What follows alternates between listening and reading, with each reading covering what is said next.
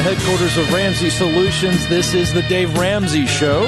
It's where America hangs out to have a conversation about your life and your money. Sitting in for Dave Ramsey this hour, I am Ken Coleman. I'm the host of the Ken Coleman Show on SiriusXM that leads into the Dave Ramsey Show daily. Thrilled to be joined in studio by best-selling author of Love Your Life, Not Theirs, Rachel Cruz. And coming up later in this hour, another best-selling author, John O'Leary. He's the author of a book called On Fire. He's been a guest on the show before, a big friend to Ramsey Solutions. So it is a jam-packed hour. Thrilled to have you with us. 888-825-5225. 888-825-5225. Before we take your calls, it's always fun when my work sister, that's why you're like my work sister, Rachel Cruz joins us. Always good to see you. Thanks, Ken. I'm glad you're hosting. Well, thank you. Glad to be a part of this. Yeah. Are you having a good summer?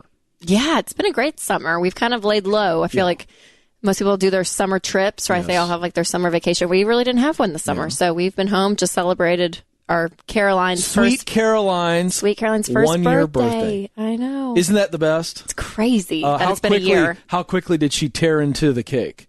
Not at all, actually. She just Amelia, our oldest, was like way into her first birthday cake, and Caroline kind of just hung out and just kind of took her time. Yeah, it was not an eventful thing. She didn't cry though. You know, some kids just scream, nice. But yeah, I've not seen Caroline cry. She's a very happy baby. And she's just huge, Ken. I just had to buy 18 to 24 month clothes. She's like 99th percentile in weight and height. Okay. And which I love. Like I always wanted just like a chunky baby. That's what I got. Well, there you go. So it's so fun. Yeah. And I'll tell you, kids' birthday parties can get out of control. How much people spend. Yeah. On average. Oh, okay. On kids' birthday parties. You know what? I was going to transition, but this is important. We got a lot of people listening here. This is a budget issue. Yeah. What do you and Winston do? What kind of is there a percentage play? How much do you plan the 1-year-old birthday party and say, all right, we're not going to go crazy here? We gave a dollar amount. So we're like, okay, this feels about right. And it fits in our other monthly budget, right? But I just cannot, probably because I wrote a book called Love Your Life, Not Theirs, all about comparisons. Yes. But I'm like, I'm not going to give into this idea that you have to have the best of the best of the best. Like, she's not going to remember. And I feel like kids' birthday parties that young, it's more for the parents. Exactly. Than for the kid. Like, Caroline doesn't really know. I mean, she had no idea. I will tell you this. I was at a party for somebody, our friends, and the cake was a big deal. Okay, we all know that the big moment of a 1-year-old birthday party is all the adults standing around watch the kid just eat the cake. Attack the cake with no limits. That's right. Like all the other time we try to feed it to them so they don't make a mess. It's the one time where we say just go nuts and it becomes the spectacle. It is the moment. It's only secondary to singing happy birthday.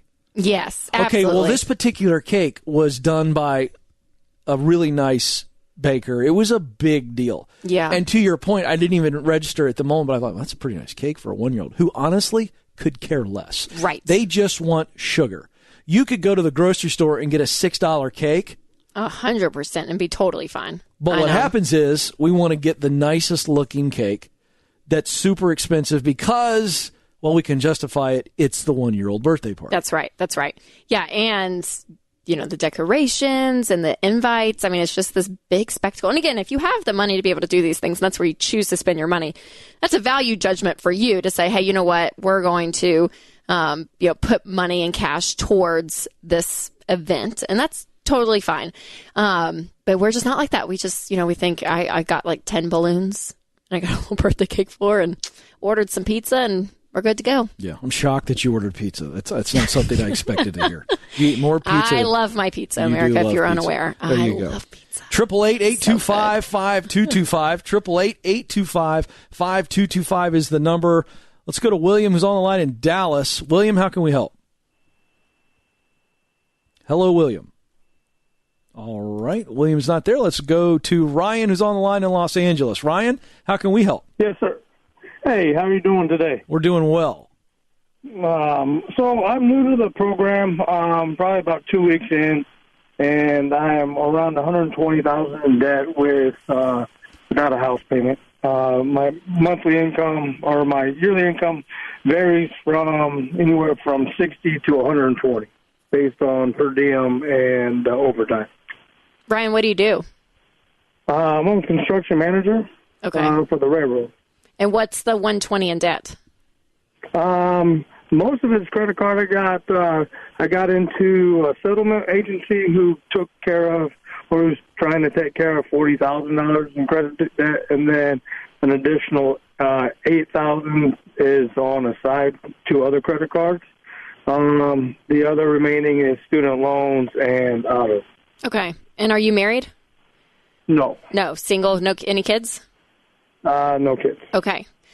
Well, the good news in this situation is that you're not going to have a lot of expenses as a single guy. I mean, obviously, LA, your standard of living is, the cost of that's a little bit higher than other places in America. But overall, the fact that you swing between $60,000 and $100,000 for a single guy, you're making a great income, but you do have a lot of debt. So since you're newer, you said about 2 weeks listening to the program, what we teach when we teach people to get out of debt is to do the debt snowball. And what that is you list out all of your debts. So take out a sheet of paper and write out every single debt you have except for your mortgage, everything else, your credit cards, student loans, everything, and list it smallest to largest regardless of the interest rate. Pay minimum payments on all the debt, and you're going to pay off the smallest debt first. And what you're going to... I made the list, things are good, but my biggest thing is the settlement agency was, so I'm now delinquent on four cards that they have for about 5 months. Okay. Well, then you need to focus your energy on staying current with everything else and getting those back up to current. And so those 5, look at that and attack that first, because you got to get above water to be able to pay that off. And so I would be budgeting, because a lot of people that are in debt, over 50% of people, are not even on a written plan. And so get every dollar, budget your money, and cut everything you can and put everything towards the debt. And so a lot of this is just about being intentional. So staying with the debt snowball, budgeting, getting current on all of your bills, and then starting to pay everything, minimum payments, and tagging the smallest one first. All right. Thank you for the call, Ryan. You can do this. And Ryan, I'm going to have Kelly give you Dave's book, Total Money Makeover. You've been listening to the program for 2 weeks, and this book will really, really encourage you and help you follow the plan. The plan works, and you can do this. You'll be out of it before you even think that you can. We're going to go to a question real quick from Aaron on Twitter. How do you feel about budget plans for utilities? Maybe we're in the negative part of the year, positive other parts of the year. We just think it'll help us clean up our mess. How do you feel about that, budgeting utilities? Yeah, you absolutely have to budget your utilities. Yeah. So I think you're trying to figure out a solid number, because it may change month to month. Well, yeah, you're going to know, obviously, things are going to be, different summer and winter. You got to project, and sometimes they're guesstimates. And as the month goes on, if you get a bill, adjust and keep going. But yeah, absolutely continue to budget for that. Do it, because you can make those adjustments month by month. All right, coming up, more of your questions. Rachel Cruz joining me here on The Dave Ramsey Show. Don't move. More around the corner.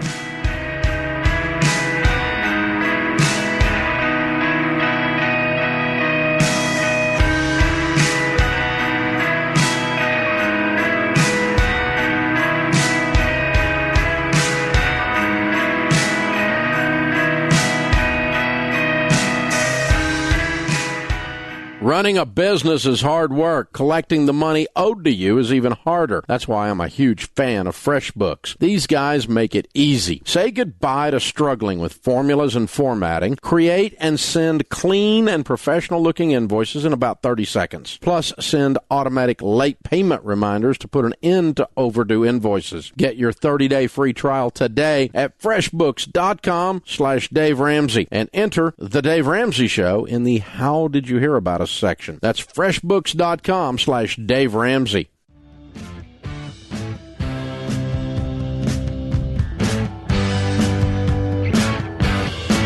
Welcome back, America. You're listening to The Dave Ramsey Show. I'm Kid Coleman, sitting in for Dave this hour. I'm joined this segment with Rachel Cruz. She is the best-selling author of Love Your Life, Not Theirs. And then coming up, we've got 2 segments with John O'Leary, the best-selling author of On Fire. So a fantastic hour. It is your show, America. 888-825-5225. 888-825-5225. Let's go to William, who's on the line in Dallas. William, how can we help? Hey, Mr. Coleman. How are you? I'm fantastic. How are you? Thank you for taking my call. Sure. How can we help today? Well, I was just calling. I have a quick question for you. I actually, my family and I are facing a foreclosure here in about a month. So I was just wanting to get your input and advice on that, how to go about that, whether I should sell the house and take the equity, or should I go ahead and sell all of the things we have, our cars, our furniture. Okay, well, give us a rundown of your numbers. So talk to us. What's your take-home pay per month, William? So per month, I say $70,000 per year. Per year, okay. Yes, ma'am. And we owe $60,000 on the home. We're backed up $10,000 in payments, so almost a year. How much is the home mortgage worth? Payment. The home worth is minimum $155K. Okay. So if we sell it at minimum, I'll come out with an equity about maybe roughly $80,000. Okay. And what's the mortgage per month? The mortgage is $830. It's $830. Mm-hmm. Okay. Gosh. Well, what other debt do you have? That's that's my major debt that we only have right now. The only thing that I do have on my credit report is possibly a total of $3,000, which is basically nothing. That's something that I can obviously pay off. From my side, my wife as well has some debts there, about maybe, I want to say around maybe $5,000. Okay, so let me ask. I just started listening to your show. Mm-hmm. The Total Money Makeover book was given to me by my father. Yeah. So I just started reading that a couple of days ago. I am now on chapter 6, where it says save $1,000 fast and walk before you run. So that's where I'm at right now. Well, William, let me ask you a question. Rachel's going to weigh in here, but I just want to ask a question for both of us. I'm not understanding why you can't pay an $800 mortgage on a $70,000 a year job. I'm missing something. It doesn't sound like you have a whole lot of other debt. So what are you spending your money on? It's about $5,000 extra dollars a month. Right. So that's roughly about how much we make together. So I'm right now I'm trying to start up my business for a dog training business. So it's kind of averaging about that right now. So give or take. The thing is that, our relationship status isn't kind of there eventually because we have financial problems or stuff that I've done in the past that's, conflicting with me paying the debt.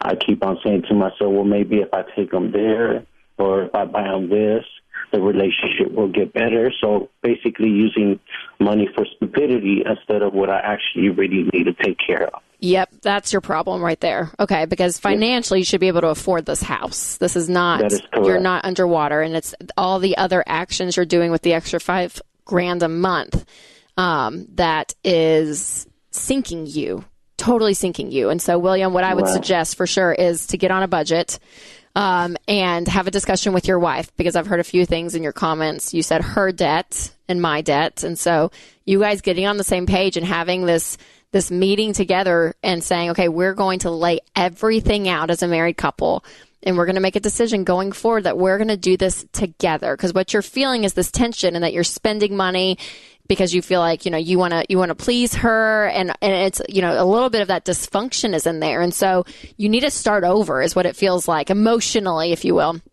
with your wife, and you guys sit down together and say, okay, here's our income, here's our expenses, and the only thing we're going to spend on is what we need. What we need. And what we need is food. We need shelter. So we've got to put some money back, because you don't need to go into foreclosure right now, William. I mean, if you can get back up in the next couple months and push that off, you can afford this home, not with the current lifestyle you're in, but you can afford this home. And we need clothing, and we need transportation, and that's it. And that's going to be our life until we can save this house. And if you guys get in a bind, though, in the next 2 months, sadly, you're up to the wire, because you said you possibly file, or go into foreclosure in the next month. So you may not have a lot of time. And if you can't save the situation in a month, then you do need to sell and get out, because you're going to have equity. There's no reason to go into foreclosure. So sell it and get out of it. But man, I would suggest tonight, you guys, today, in the next hour, sit down and get on the same page and say, okay, we have got to focus on what is important here, and it's your needs right now, and you guys getting on the same page. If you hang on the line, William, Kelly will pick up, because you guys need to go through Financial Peace University, a class, and get on the same page together, because you're running in two different lanes. You don't know what's going on. You don't know where your money's going, and to really buckle down and focus. I'm so thankful that not only are you reading Total Money Makeover, but you're listening to the show, because you need some direction and some plans. And so my advice again for right now is tonight you guys need to sit down and do your first budget together and download every dollar. And you're going to be able to see line by line, okay, here's what we spent in the past when you look back. And then here's what we're going to spend in the future. And we want to try to save this house, because mathematically you can. Your actions would say otherwise. But if you can get that under control, your behavior under control, there's a good chance you guys are going to be okay. William, some tough love here. The two most important words Rachel Cruz just shared with you were today and do. You're in Chapter 6 of Dave's book, Total Money Makeover, and knowledge is absolutely worthless if you don't do something with it. It is time for you to make some changes. It's that simple. Today. Really great advice, Rachel Cruz. 888-825-5225. 888-825-5225 is the number to call in. Let's go to Emily, who's on the line in Denver. Emily, how can we help? I have a question for you about a raise. I requested a raise after working for the company I've been working for 10 years, and they said no, but that we could revisit it in 6 months. And I was surprised to get that answer, because I'm responsible for about 90% of the company's revenue. I'm in the sales side of interior design. And so I'm wanting to know how to determine next steps. I can't make the kind of income I'm making there currently at another place, at least in my area, because there aren't other jobs available doing the same type of thing that I do. Well, I would start with, did you get some clarity on when we revisit in 6 months, what are we actually having a discussion about? Or was it as simple as, hey, I'm killing it, I think I'm due a raise, what do you think? And they said, not right now, let's revisit in 6 months. How much extenuating details were discussed? Sure. We didn't set any kind of specific date, but they did say 6 months. The thing they'd like to see improvement is my change orders. So I'm responsible for about $1.8 million in sales, but I last year had about $25,000 in change orders that were like customer accommodation, that kind of thing, throughout the course of a residential remodel. Okay, all right. So they gave you something. Less than 1%. Right. Yeah, that's still an area. Hey, go for it. Address that. Take the oxygen out of, well, I'd like to see you improve this. Sounds like that's what they threw at you. My question is, in sales, what is your compensation structure? I'm assuming you have a small base and large commission, or am I wrong? What is your structure? All commission. Oh, you're 100% commission?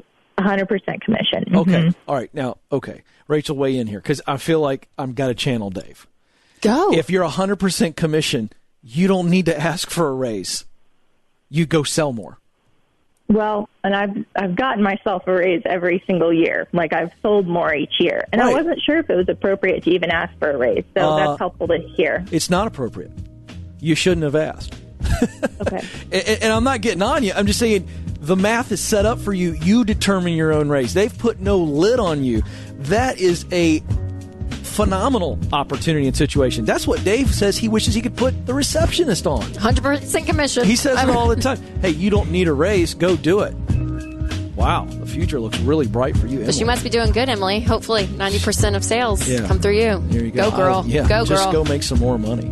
All right, Rachel Cruz, thanks for being with us. Coming up, best-selling author John O'Leary joins us. Don't move. More of the Dave Ramsey Show coming right up.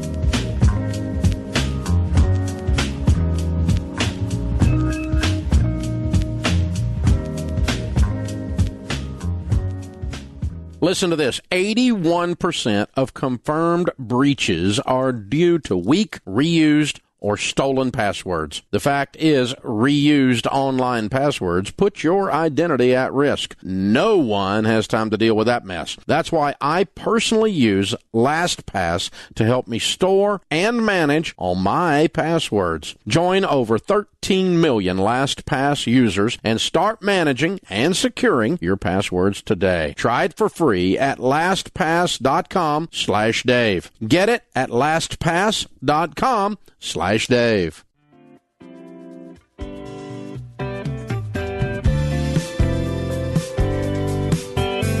This is the Dave Ramsey Show. I'm Ken Coleman, sitting in for Dave Ramsey this hour. Thrilled to have you with us, America. And we are very excited to have one of our dear friends of Ramsey Solutions in studio with me for the next half hour. He is John O'Leary. He's been a guest on the show before with Dave. Spoke to our team this morning. He's spoken to our team multiple times.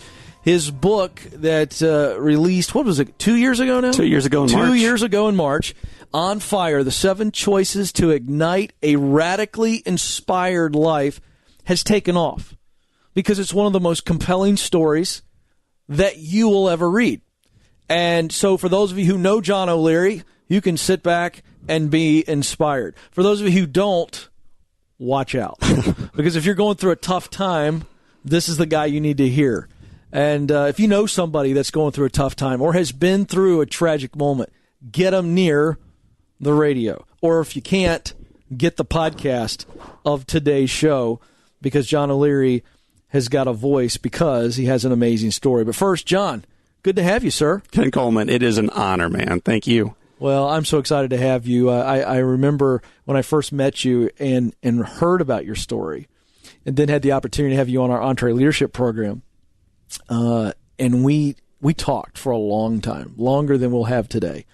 But people were so compelled by just the shocking nature of this innocent boy playing around like boys do, and then boom, literally change your life forever. Take folks to that moment where your life changed forever. Yeah, absolutely. So August 1987, I am a 9-year-old little child. I'd seen boys in my neighborhood playing with fire and gasoline, Ken, and I assumed if these guys can do that, so can I. So on a Saturday morning, I walked into my mom and dad's garage, bent over a can of gasoline. The plan was to pour a tiny bit of gasoline on top of this burning piece of paper, and before the liquid comes out, this massive explosion.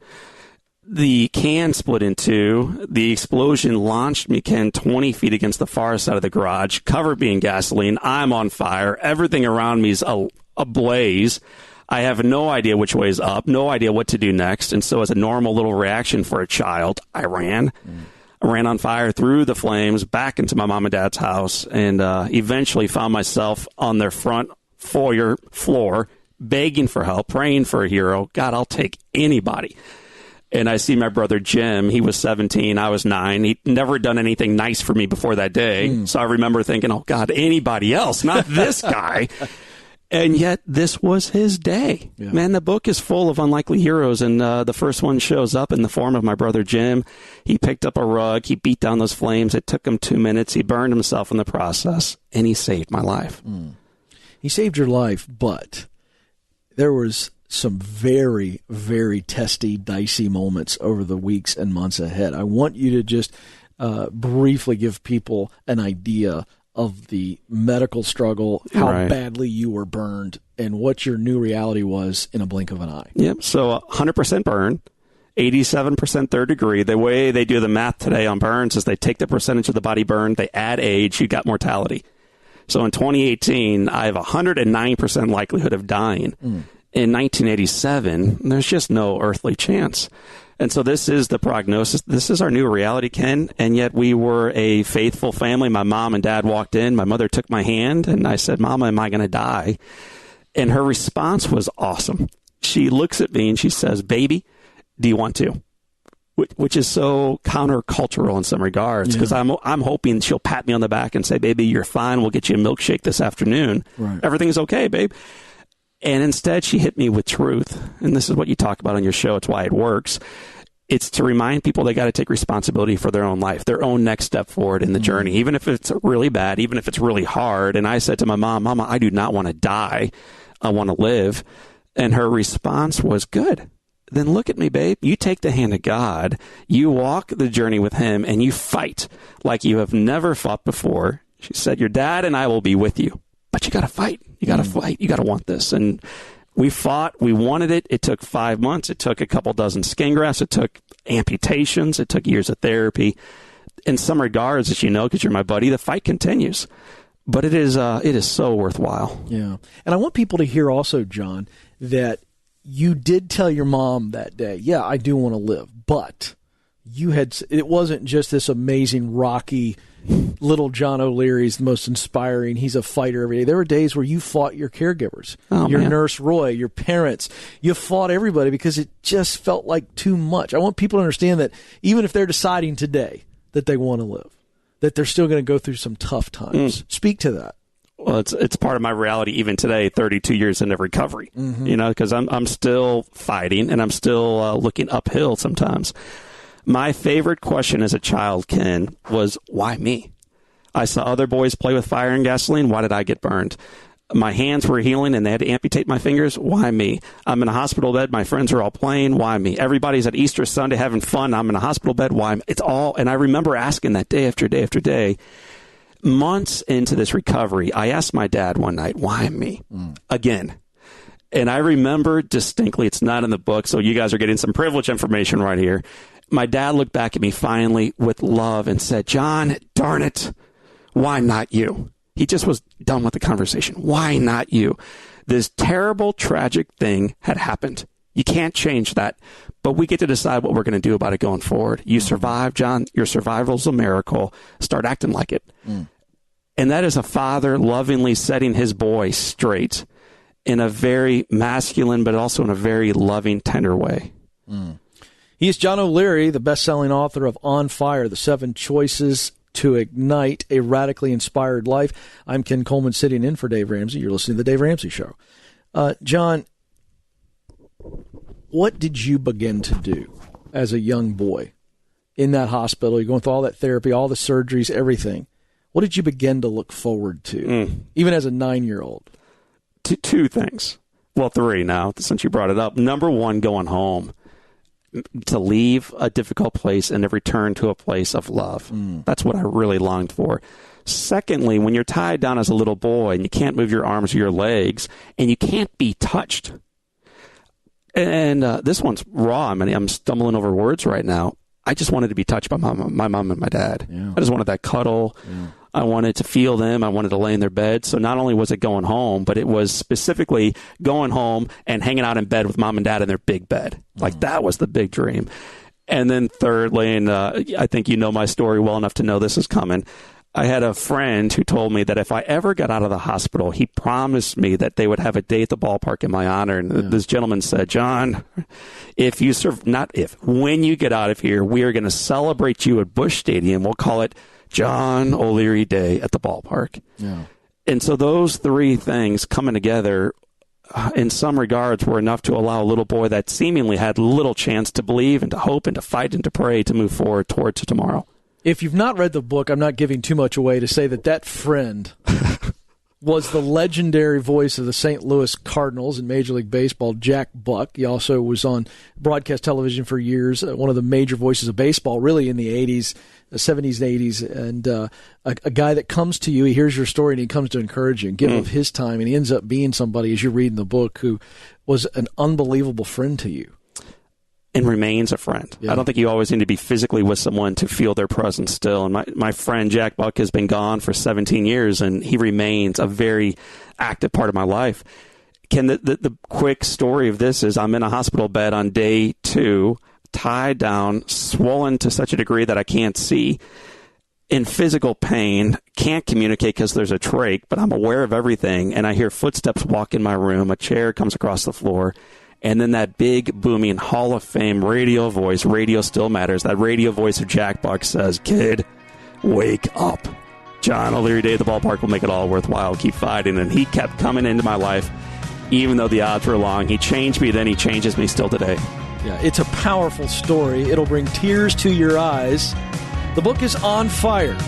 The author is with us. He is John O'Leary. Coming up, he would go back to that day when he set himself on fire again. Can you believe that? Coming up, he's going to tell us why. I'm Ken Coleman, sitting in for Dave Ramsey. This is the Dave Ramsey Show.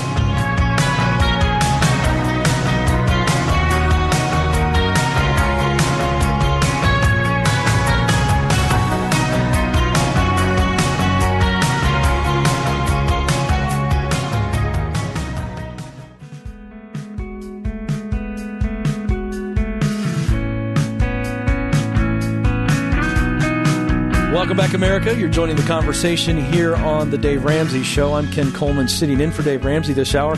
Thrilled to be joined in our last two segments by a good friend of mine. He's a good friend of Dave's. He's been on the show before. He is John O'Leary. He's the author of the best-selling book, On Fire, The 7 Choices to Ignite a Radically Inspired Life. If you're just joining us, this is, and you want to hear the whole story, at least the way we've been able to do it so far in short segments, get the podcast because it's an amazing story. But as I left you, I teased the audience, John, with something that you write very early on in this book. And it is a very confident statement, and I know it to be true. We've talked about it. But you basically say, if I could go back in time to that day as a 9-year-old when I accidentally set myself on fire and burned 100% of my body, forever changing my life, I would do it again. Because of what it has made me, the entire experience, and continues to make of you. And I think some people need to hear that. Because some people, John, listening right now, they feel like they're on fire. Whatever their situation is, that's what it feels like. And they're in so much pain. When they hear that statement, they go, are you crazy? I'm just trying to live. Why in the world would I ever want to go back through this again? And I think it's important for them to hear why you say that. Well, it's important to recognize I did not say that in the emergency room on day 1. Of course not. Or in the hospital room in month 5, or in therapy 2 years in, or when I'm home while everyone else is going to the high school prom. Mm-hmm. It took a long time to grow into the understanding of the gift that the tragedy was. And so I would just encourage those at home right now who are struggling, who are feeling like they are on fire and beat down, that this thing frequently takes time. It's definitely going to take faith, and it's going to take an awful lot of fight. What I recognize, though, looking back on my story, Ken, is the reason you and I are buddies and met in the first place is because of the fire. The reason I chose the college that I chose and ended up meeting a brunette with brown eyes who is stunningly beautiful inside and out, named Elizabeth Grace, listening right now, my wife, is because of the fire. The reason ultimately she was attracted to a guy that acted and looked different than every other guy was because of the fire. The reason I've grown in character and faith and endurance is directly because of the fire. And I think ultimately the reason I understand what matters is because of the fire. This stuff all took time. It took reflection and prayer, a little bit of wisdom creeping in there a bit. But the genesis of it was an explosion as a child. So I don't apologize for saying, yeah, I'd do it again. I want to. I want it to be easy. It's painful. It's hard. Still today it's hard. But it led me perfectly to where I am today. Yeah. John, there's so many characters in the book, real life people who walked alongside of you or walked through different seasons with you on this journey. And I just love Roy because of the proximity that Roy was in at a really critical time. He's one of your nurses, became a lifelong friend, obviously an influencer, a tremendous impact on your life. And I'm just curious, what would you say to people about trying to find a Roy or looking for the Roys in their life? When they printed my book, the original copy had a picture of John O'Leary on the front of it, like a political commercial, if you will. Mm-hmm. And I bailed that idea immediately because the book is not about me and the story is ultimately not about me. It's about Roy, if you will, and all the Roys within our story and all the Roys within all of our stories. And ultimately, Ken, our calling to be a Roy or a Jack or a superior guardian or parent to someone else. Roy, the backstory of Roy briefly is he's my CNA. That's a minimum wage nurse. And his job is to clean the bedpan, change the sheets, and get me back to bandage change. But he took his job seriously. He recognized the divinity, the sacredness of work. All work, man, it's sacred. So he took it seriously. He understood he was part of somebody else's solution. Every morning he would unhook me from the bed, carry me back in his big, beautiful arms, all the way back to the bandage change. And on the walk back in, he would say, loud and clear into my right ear, boy, you are going to walk again. You might as well get used to it. And then he'd add, come on, I'll walk with you. And he's saying this to a boy who's hooked up to all kinds of machinery and IVs and morphine drips and trachs and everything else and can bear no weight himself. But Roy is casting a vision for where I can go next. He carries me back, does the bandage change, takes me back to the bedroom, does it again the following day and the following day for 5 months. I never thanked Roy. And more than that, I resented him because he inflicted pain, not only physically, but the emotional pain of me knowing he's a liar. I'll never walk again, man. I've seen my legs. It's one of those deals.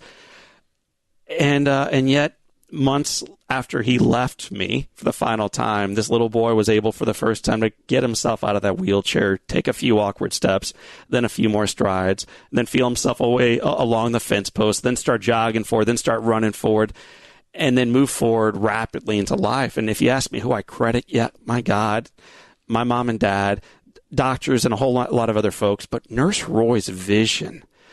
When everyone else, those experts in the room, were coming in and whispering about the patient, they were whispering about how he was going to die. If you really listen between the pauses, Nurse Roy was walking in and celebrating, forget death. This little boy's going to walk. That is a kind of vision, candidly, we need in the marketplace today. Enough talk about death. We need life, man. We need visions of people saying, forget that. We're going to walk, and I'll walk with you. Yeah. John O'Leary, the best-selling author of On Fire, joins me here on the Dave Ramsey Show. I think the reason I love Roy so much, John, is because what you just said. We all need to be Roys. Don't we? Man. Don't we just need to stop looking at our position in life? Here's Roy, a minimum wage nurse, who now has a massive role in your story as you speak to how many people a year? Almost 200,000 or so. Yeah, Roy's got a huge part of that. I talk to these. We all need to be Roy's. Challenge us, because we're walking around sometimes worried about our position and status, and we don't realize that we can be a Roy to somebody right now. So I'm going to put a bow on the Roy story. Nurse Roy did not recognize that he was a Roy, and I think that's important to recognize the beauty, but also the challenge frequently of humility. You don't recognize the greatness that you have within yourself to impact someone else's life in a positive manner. Roy never recognized the ability he had to elevate someone else. He just did his job. We lost touch. I spoke to the Alabama Power Company 26 times in 2011, and on the 26th time, they said to me, John, you have moved us profoundly this summer. We wanted to thank you. And I said, okay. He said, you had a nurse who impacted you profoundly. And I said, man, I had a lot of nurses. He said, you had one in particular, a large African-American man. What was his name? And I said, Roy. He said, what would he say to you? So I said, boy, you're going to walk again. And the gentleman with that microphone in hand, Ken, cut me off and said, that is not what he would say. It sounded, I bet, more like this. And then from the back of this large atrium, and you follow Alabama, I heard this voice that I had not heard in 23 years or so. Boy, you are walking again. I am proud to walk with you. They paid a PI 3-week salary to find Nurse Roy. I mean, Dog the Bounty Hunter would have had him in 24 minutes tops. Exactly. They fly him down to Eufaula, his first flight in the history of his life. Oh, wow. Get your hands around that. And he is reintroduced to the fact that not only he impacted this little boy's life, but this little boy is now traveling the world celebrating his life. Yeah, so we are called to be a Roy. You may not recognize that your role as a grocery store checkout person is significant, but I'm telling you right now, it is. Because maybe the only joy someone's going to see all day long is in your eyes. Be that Roy. Elevate people. Yeah. Challenge yourself to remind them that the best is yet to come, and you'll walk with them. When little John O'Leary didn't have any belief, or not much, old Roy injected some of his belief into you, and you borrowed a good bit of that. That's one of my favorite stories of all time. I'll bet you were a complete mess when you realized it was him, weren't you? Oh, dude, I have goosebumps telling that story again. We went to supper afterwards, and he said to me, do you know what surprises me most about your story? And I said, no. And it's the final thing he shared that night, Ken. He said, it is to learn, John, that after 26 years, my work mattered. And so we get to recognize together in the sanctity of that dinner, doing life together, that we mattered in one another's life. And I think that's important for all of us. We're not intended to do life on our own. Wow. John O'Leary, thank you for stopping by. The book is On Fire, The 7 Choices to Ignite a Radically Inspired Life. To learn more, go to JohnO'LearyInspires.com. Big thanks to John. I want to thank our producer, James Childs, our associate producer, Kelly Daniel. And most of all, you, America, thank you so much for listening. This is The Dave Ramsey Show.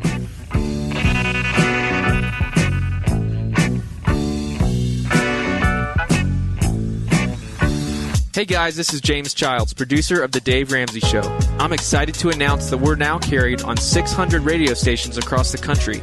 To find one near you, head to daveramsey.com/show. Hey, it's James, producer of The Dave Ramsey Show. This episode is over, but check the episode notes for links to products and services you've heard about during this episode. Thanks for listening.